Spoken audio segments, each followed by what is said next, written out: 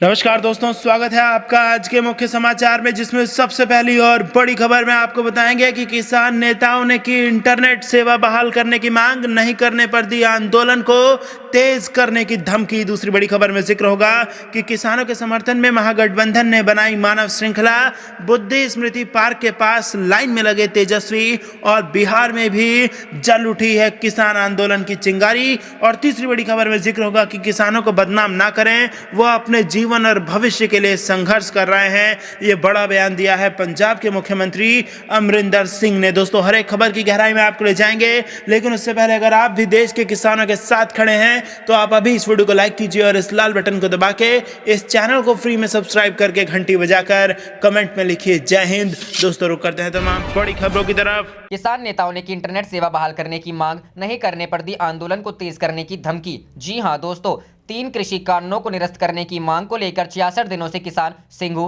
टिकरी और UP border पर लगातार प्रदर्शन कर रहे हैं, जिसके मद्देनजर हरियाणा की बीजेपी सरकार ने तत्काल प्रभाव से 17 जिलों में इंटरनेट सेवा पर रोक लगा दी। दिल्ली एनसीआर में किसानों के प्रदर्शन स्थलों के आसपास के इलाकों में इंटरनेट सेवा बंद कर दी गई है। इंटरनेट सेवा रोके जाने से तिलमिलाए किसानों ने अब सरकार को इसके लिए प्रदर्शन करने की धमकी दी है। क्रांतिकारी किसान संगठन के नेता दर्शन पाल ने सरकार से अपील की है कि इन इलाकों में इंटरनेट सेवा बहाल की जाए, नहीं तो किसान इसके खिलाफ विरोध प्रदर्शन करेंगे। किसान नेता दर्शन पाल ने मीडिया से बातचीत में कहा, हम उन जगहों पर इंटरनेट सेवा बहाल करने की मांग करते हैं जहां किसानों का आंदोलन चल रहा है। अगर इंटरनेट सेवा बहाल नहीं की गई तो हम देश भर में इसके खिलाफ धरना प्रदर्शन करेंगे। गणतंत्र दिवस हिंसा के बाद रोक दी गई थी इंटरनेट सेवा।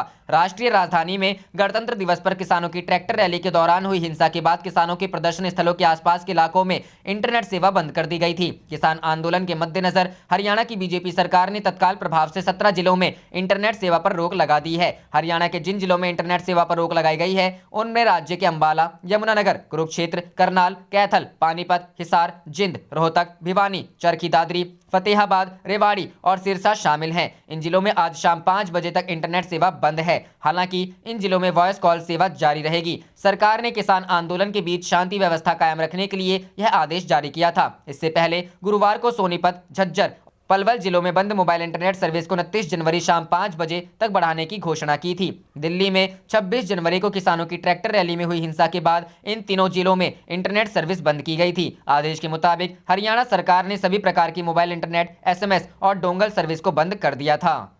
रुक करते हैं अगली खबर की तरफ। किसानों के समर्थन में महागठबंधन ने बनाई मानव श्रृंखला, बुद्ध स्मृति पार्क के पास लाइन में लगे तेजस्वी। जी हां दोस्तों, नए कृषि कानूनों के खिलाफ किसानों के आंदोलन को समर्थन देने के लिए बिहार भर में आज महागठबंधन ने मानव श्रृंखला बनाई। इस दौरान नेता प्रतिपक्ष तेजस्वी यादव खुद बुद्ध स्मृति पार्क के पास मानव श्रृंखला में खड़े रहे। इस दौरान हजारों की संख्या में लोगों ने सड़क किनारे खड़े होकर मानव श्रृंखला बनाई। इस दौरान कांग्रेस नेता अजीत शर्मा, राजद के प्रदेश अध्यक्ष जगदानंद सिंह, राजद नेता श्याम रजक ने भी तेजस्वी यादव के साथ बुद्ध स्मृति पार्क के पास मानव श्रृंखला बनाई। मानव श्रृंखला के दौरान बड़ी संख्या में वाम दल के कार्यकर्ताओं ने भी भाग लिया। लाल झंडा हाथों में लिए पटना के डाक बंगला चौराहा पर भी बड़ी संख्या में वाम दल के कार्यकर्ता खड़े दिखे। कोरोना गाइडलाइन को देखते हुए लोगों को बिना हाथ पकड़े 2 गज की दूरी पर खड़े रहने की सलाह दी गई है। मानव श्रृंखला में महागठबंधन में शामिल सभी पार्टियों ने हिस्सा लिया। वहीं 30 जनवरी को महात्मा गांधी की पुण्यतिथि है। इसे लेकर कांग्रेस के प्रदेश प्रभारी भक्त चरण दास ने मोतिहारी के गांधी आश्रम में मानव श्रृंखला में हिस्सा लिया।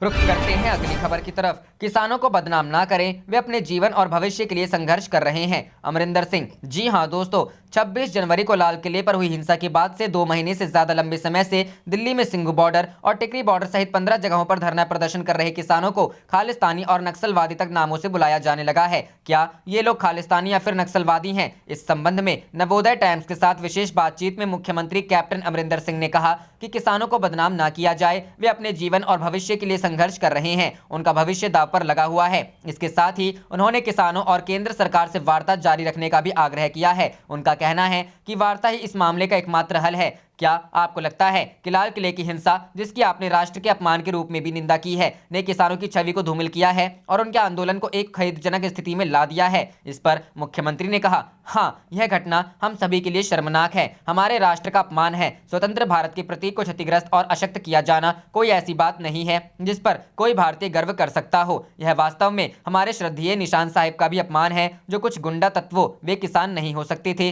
द्वारा शांतिपूर्ण विरोध को खत्म करने के लिए इस्तेमाल किया गया है। करते हैं अगली खबर की तरफ। दिल्ली बॉर्डर पर बड़ी फार्मर्स की भीड़, भारी संख्या में सुरक्षा बल तैनात। जी हां दोस्तों, भारतीय किसान यूनियन के समर्थक दिल्ली मेरठ एक्सप्रेसवे पर शुक्रवार को एक बार फिर से इकट्ठा होने लगे। इस वजह से भारी संख्या में भीड़ वहां जमा हो गई। हालांकि गाजियाबाद के प्रशासन ने यूपी गेट से प्रदर्शनकारियों को हटने का अल्टीमेटम दिया है। यहाँ सुरक्षा बल बड़ी संख्या में तैनात किए गए हैं। इसके अलावा दिल्ली हरियाणा बॉर्डर पर केंद्र सरकार के 3 कृषि कानूनों के खिलाफ लगातार 66वें दिन किसानों का प्रदर्शन जारी है। वहीं दिल्ली के सिंघू बॉर्डर पर भी किसानों का प्रदर्शन लगातार चल रहा है। बड़ी संख्या में किसान आंदोलनकारी यहां मौजूद हैं। प्रदर्शन को देखते हुए भारी संख्या में पुलिस के जवानों और सुरक्षा बलों को बॉर्डर पर तैनात किया गया है। बता दें कि भारतीय किसान यूनियन के आह्वान पर पश्चिमी उत्तर प्रदेश के जिले बागपत, बिजनौर, मेरठ, मुरादाबाद, मुजफ्फरनगर और बुलंदशहर से और ज्यादा किसान आंदोलन में शामिल होने के लिए यूपी गेट पर पहुंच गए हैं। गौरतलब है कि यूपी गेट पर गाजीपुर में एक वक्त टकराव के हालात बन गए थे, जब गुरुवार की शाम को प्रदर्शन स्थल पर बिजली की कटौती लगातार की गई। गाजीपुर में किसान नेता राकेश टिकैत के नेतृत्व में भारतीय किसान यूनियन के सदस्य बीते 28 नवंबर 2020 से धरना दे रहे हैं। रुक करते हैं अगली खबर की तरफ। किसान आंदोलन में जाटों के उतरने से बढ़ रही बीजेपी की टेंशन, हरियाणा और यूपी में खुलकर करते हैं समर्थन। जी हां दोस्तों, शुक्रवार को हुई जाट महापंचायत में किसानों का समर्थन करने का फैसला लिया गया, जिसमें 10,000 से ज्यादा किसानों की उपस्थिति दर्ज की गई। उत्तर प्रदेश में हुई इस बैठक में हरियाणा के कुछ जाट भी शामिल थे और कुछ दिल्ली के गाजीपुर बॉर्डर की तरफ बढ़ रहे थे। किसान समर्थन में जाटों का इस तरह उतरना भाजपा के लिए एक खतरे के रूप में देखा जा रहा है।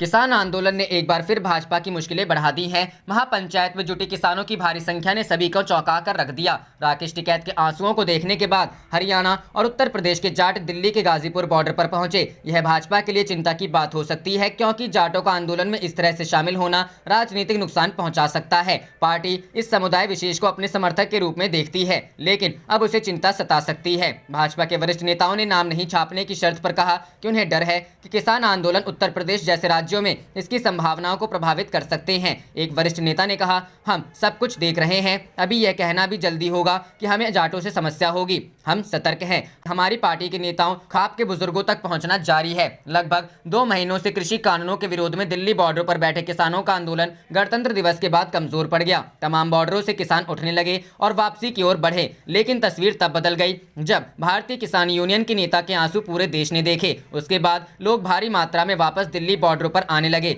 शुक्रवार को हुई महापंचायत में किसानों की भारी भीड़ देखी गई। दिल्ली के गाजीपुर बॉर्डर पर भी लोगों का जमावड़ा लगा। शुक्रवार को भी किसानों का आना जारी रहा। विपक्षी दलों जैसे कांग्रेस, राष्ट्रीय लोकदल और इंडियन नेशनल लोकदल ने उन किसानों को समर्थन दिया जो कृषि कानूनों को निरस्त करने की मांग कर रहे हैं। हालांकि भाजपा अब तक हरियाणा में असंतोष की आवाजों को दबाने में कामयाब रही है, जहां वह जननायक जनता पार्टी के साथ गठबंधन सरकार चलाती है, जो जाटों को अपने प्राथमिक वोट आधार के रूप में गिनाती है। पार्टी के नेताओं ने कहा, यह 2016 जैसी हिंसा को फिर से देखना नहीं चाहती है, जिसमें जाटों ने आरक्षण के लिए हिंसक प्रदर्शन किया था।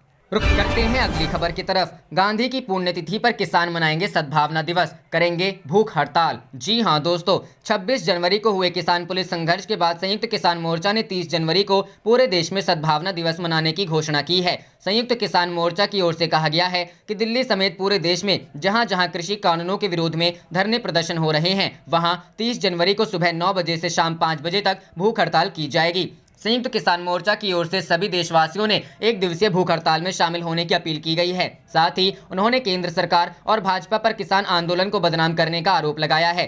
सुनियोजित था 26 जनवरी का षड्यंत्र। संयुक्त किसान मोर्चा की ओर से कहा गया है कि 26 जनवरी का षड्यंत्र भाजपा के लोगों द्वारा सुनियोजित था, जिसका सहारा लेकर किसानों के आंदोलन को बदनाम किया जा रहा है। मोर्चे की ओर से कहा गया कि 99% किसानों ने पुलिस द्वारा तय रूट पर ही ट्रैक्टर मार्च निकाला था। भाजपा के लोगों ने लाल किले पर जाकर उत्पात मचाया, उनके हमारा कोई लेना देना नहीं है। राकेश टिकैत की जमकर तारीफ की। संयुक्त किसान मोर्चा की ओर से डॉक्टर दर्शनपाल सिंह ने गाजीपुर बॉर्डर पर डटे किसान नेता राकेश टिकैत की जमकर तारीफ की। उन्होंने कहा कि राकेश टिकैत ने किसानों के लिए चल रहे आंदोलन में मजबूती से सरकार का मुकाबला किया है। उन्होंने कहा कि केंद्र सरकार, भाजपा और आरएसएस के लोग आंदोलन को तोड़ने और किसानों को बदनाम करने की साजिश कर रहे हैं। शुक्रवार को सिंघू बॉर्डर पर हुए टकराव को लेकर किसान मोर्चा की ओर से कहा गया कि यह पूरी तरह से सुनियोजित था। इसके लिए भाजपा कार्यकर्ता जिम्मेदार हैं। तिरंगे का सम्मान करना आता है हमें। संयुक्त किसान मोर्चा की ओर से कहा गया है कि भाजपा की ओर से किसानों पर तिरंगे झंडे का अपमान करने का आरोप लगाया जा रहा है, लेकिन उन्हें नहीं पता कि झंडे का सबसे अधिक सम्मान हम ही करते हैं। किसानों के ही बच्चे तिरंगे झंडे में लिपट कर आते हैं, जिसे हम छाती से लगाकर सारी उम्र याद कर रोते हैं। करते हैं अगली खबर की तरफ।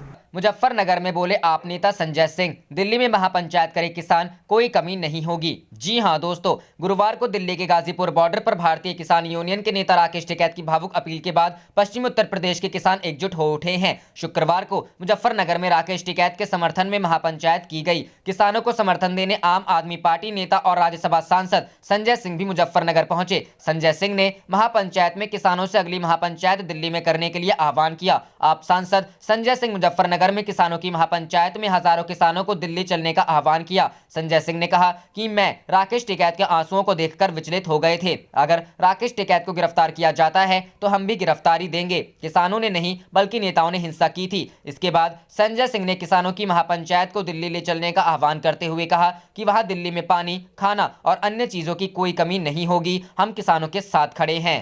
आप देख रहे थे आपका अपना चैनल जय हिंद जय भारत।